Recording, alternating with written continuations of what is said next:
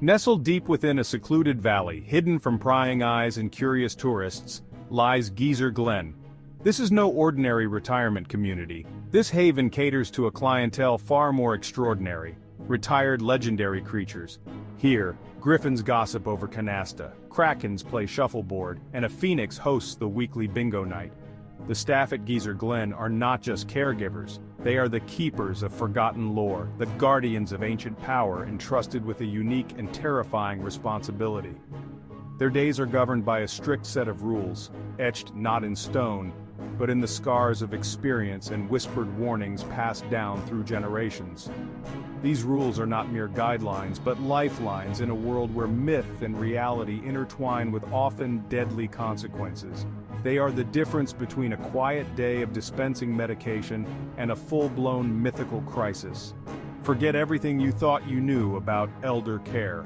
In Geezer Glen, the stakes are higher, the residents are fiercer, and the mundane transforms into the extraordinary in the blink of a single, unblinking eye. The first rule of Geezer Glen is simple. Assume everything is real. Did Mrs. Nesbit, the sweet old lady with a penchant for knitting and herbal tea, swear she used to be a fearsome gorgon? Did Mr. Finnegan, who likes his porridge lukewarm and his stories tall, mention something about sailing with sirens? Believe them. Dismissing their tales as mere ramblings of age could be a fatal mistake. Treating each resident's past as fact, no matter how outlandish, is crucial. This respect for their history, their truth, is the bedrock of trust in Geezer Glen. It's not about humoring the elderly, it's about acknowledging the power they still hold, the echoes of their past that linger like smoke in their eyes and fire in their spirits.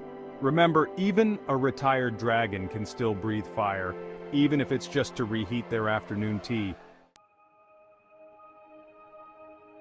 Among the residents of Geezer Glen is a rather sprightly octogenarian named Miss Stheno.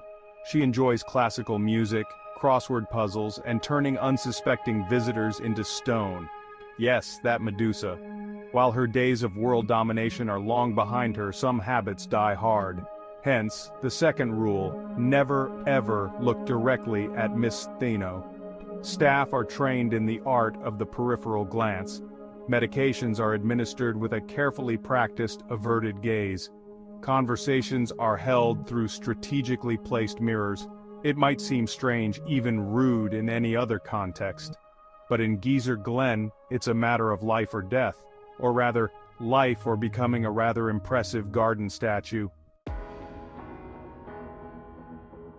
Imagine forgetting your keys, your wallet, your phone. Now imagine forgetting a dragon's favorite treat. In Geezer Glen, such forgetfulness is not just an inconvenience, it's a recipe for disaster. Dragons, even in retirement, are creatures of habit, and old habits die hard, especially when those habits involve being bribed with delicious snacks. Whether it's a handful of fire-roasted salamanders or a particularly rare vintage of volcanic ash, always be prepared to offer a treat. A well-timed snack can mean the difference between a grumpy dragon and a catastrophic meltdown. Remember, a happy dragon is a safe dragon, and a safe dragon means a safe Geezer Glen. Section 5, Rule number 4, beware of full moons and fur. The residents of Geezer Glen might be retired, but their mythical quirks remain stubbornly active. Take Mr. Lyall, for example, a seemingly harmless old gentleman who enjoys checkers and gardening. That is, until the full moon rises. Then, Mr. Lyall transforms, embracing his inner werewolf. It's a monthly spectacle that fills the staff with dread and the laundry room with extra work. Full moons at Geezer Glen mean heightened security, a reinforced infirmary, and a whole lot of silver-plated restraints. It's all hands on deck, armed with tranquilizer darts and extra-strength flea collars. It's chaotic, it's messy, and it's a stark reminder that retirement doesn't mean what it used to, especially when you're dealing with the permanently higher suit. Section 6, Rule number 5, no garlic ever. It might seem like common sense, especially at a retirement home known for its questionable culinary choices. But at Geezer Glen, the ban on garlic goes beyond mere taste. You see, nestled amongst the residents is Count Dracula himself, Retired, yes, but still with a vampire's aversion to the pungent bulb. The rule is simple: no garlic on the premises. Not in the kitchen, not in the gardens, not even in discreetly chewable breath mints. It's a small sacrifice to make, considering the alternative is unleashing a centuries-old vampire on a retirement community with a rather tempting buffet of readily available blood donors. Section 7, Rule Number 6. Double-check your first aid kit, it's stocked differently here. Band-aids and antiseptic wipes won't cut it at Geezer Glen. This isn't your average retirement home, and these aren't your average scrapes and bruises. A first aid kit here needs to be equipped for anything from a phoenix feather burn to a unicorn horn splinter. Forget gauze and iodine. Think phoenix tears and mermaid scales. New recruits often raise an eyebrow at the contents of their kits: powdered griffin talons to stop bleeding, siren song recordings for anxiety attacks, and a whole section dedicated to minor chimera incidents. It's a crash course in mythical medicine, a constant reminder that the mundane here is anything but. Section 8. Rule Number 7. The Sphinx's riddles are not games. Every Wednesday, Miss Bastet, a rather charming Sphinx with a penchant for riddles and charades, hosts a games afternoon. It seems harmless enough, a bit of mental stimulation for the residents. But Rule Number 7 reminds staff: the Sphinx's riddles are not games. They are tests, steeped in ancient magic and the weight of forgotten wisdom.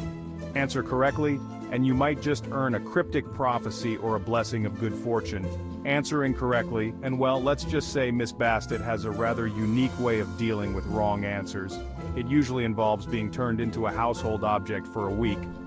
Last Tuesday, a particularly unfortunate aide who mistook a riddle about time for a riddle about clocks spent his shift as a grandfather clock in the lobby.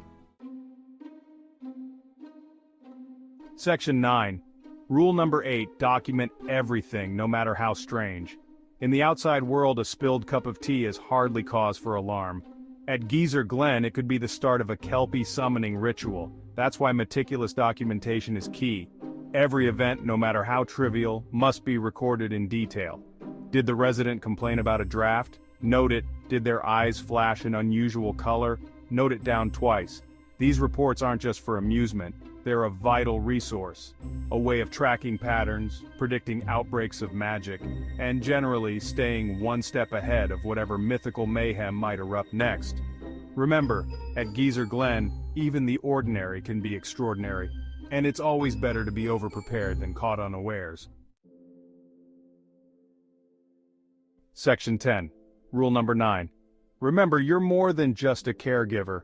It's easy to get bogged down in the day-to-day routine of Geezer Glen, to forget that you're not just changing bedpans and administering medication. But Rule Number 9 serves as a reminder. You are more than just a caregiver. You are a confidant, a keeper of secrets, a witness to legends. You are the bridge between the world they once knew and the world they now inhabit. These aren't just residents, they are living legends, heroes and villains of myths and folktales. They are the embodiment of stories whispered around campfires and passed down through generations. To care for them is to touch history, to become part of the fabric of myth itself. Section 11, Rule Number 10. What happens in Geezer Glen stays in Geezer Glen. The final and perhaps most important rule of Geezer Glen is simple. What happens here stays here. The outside world is not ready for the truth about retired krakens or geriatric griffins. To them, these creatures are nothing more than figments of imagination, bedtime stories to frighten children. And so it must remain. Maintaining the secrecy of Geezer Glen is paramount. No tales leave these hallowed grounds, no whispers of magic escape the valley's embrace. To the outside world, this is just another retirement community. But for those who work here, for those who live here, it is a haven, a sanctuary, a testament to the enduring power of myth and the quiet heroism of those who care for it.